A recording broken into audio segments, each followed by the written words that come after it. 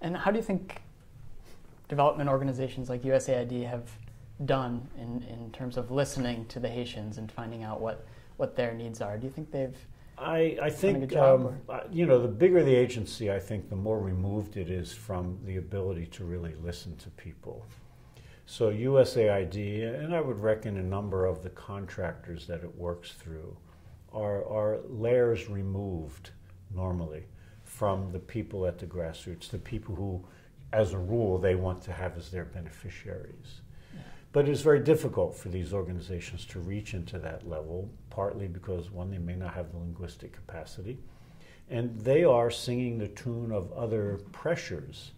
For example, there's a tremendous amount of pressure on USAID from the Congress to do X, Y, and Z, to move money quickly.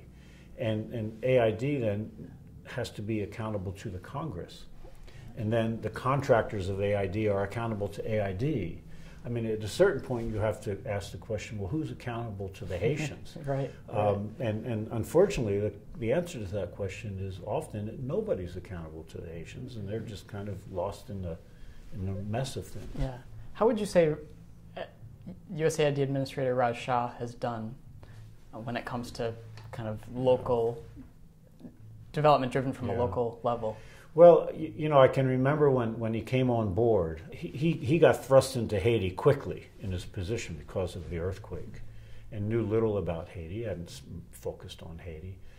But fortunately for him, the Obama administration, particularly through Hillary Clinton and her chief of staff, Cheryl Mills, had begun focusing on Haiti prior to this. And they had come up with a few really interesting thoughts about how aid effectiveness in Haiti could be improved. Because the U.S. has spent tons and tons of money. I don't have the number in front of me, but it's in the billions of dollars over the past couple decades with very little sustained results. Yeah. So he came in and he embraced some of their reform initiatives.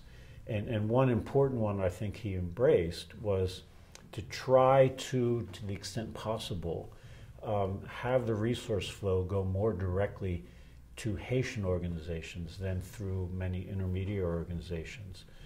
That's a tough nut to crack, but I think he's at least improved the track record on that to some extent. Mm-hmm. And what do you think the role of OTI is in Haiti? It's quite interesting you would bring that up because when OTI was created, its first initiative was in Haiti.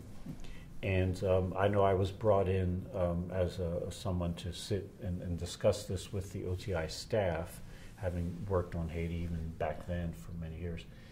And, I advised OTI that maybe what they ought to do would be to just kind of suspend all activities of AID and go around the countryside and have kind of focus group type meetings with Haitians in their communities to find out what they do, what their needs are, what the priorities are, and so on. Right. And Rick Barton, who was the first director of OTI, looked at me and he laughed and he said, "That's a great idea, but do you think we can do that kind of thing with Congress breathing down our neck to get results fast?" And this was, again, it was in the context of a political crisis in Haiti or post-political crisis in Haiti.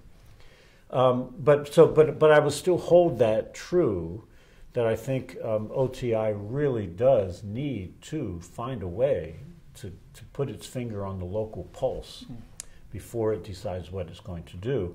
But it's difficult. There's a real conundrum here because OTI, by nature of what it does, is called to do things quickly. Yeah. So one thing I think they should avoid is something that AID, I don't know if they still even do this, but they called it the QIP, the Quick Impact Project. And I know these were enacted in Haiti some years ago, not too long ago.